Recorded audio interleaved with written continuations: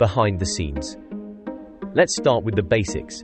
Lucy Letby worked at the neonatal unit of the Countess of Chester Hospital. Yep, that's where it all went down. She's accused of being behind the deaths of at least 7 babies and the attempted murder of others. Now hold on to your pint, because the details of these accusations will leave you with more questions than answers.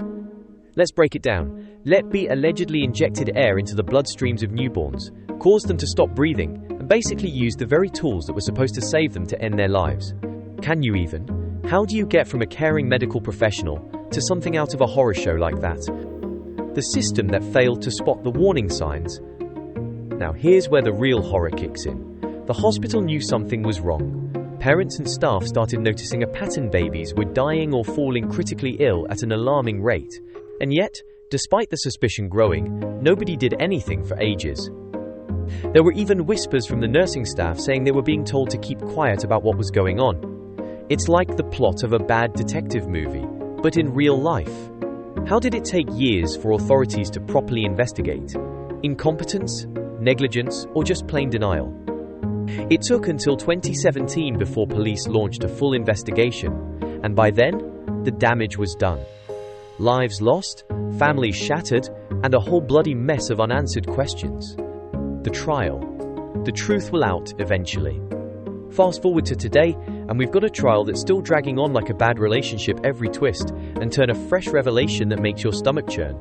The evidence is mounting, and the horror is undeniable. What's been uncovered so far? Eyewitness testimony, CCTV footage, and a trail of medical evidence that links Letby directly to the deaths and near-deaths of these innocent babies. And yet still there are people out there trying to argue that she's innocent, that somehow this was all just a big misunderstanding. The audacity, eh? It's like trying to convince us that the sky's green. Now, here's the thing that really makes the blood run cold. Some of these crimes were committed while Letby was on night shifts, in isolated wards, away from the watchful eyes of senior staff. And guess what? Despite the mounting suspicion, she kept her job. How does that even happen? No one noticed the patterns. No one thought maybe we've got a problem here. It's like the most absurd thing in the world, but here we are.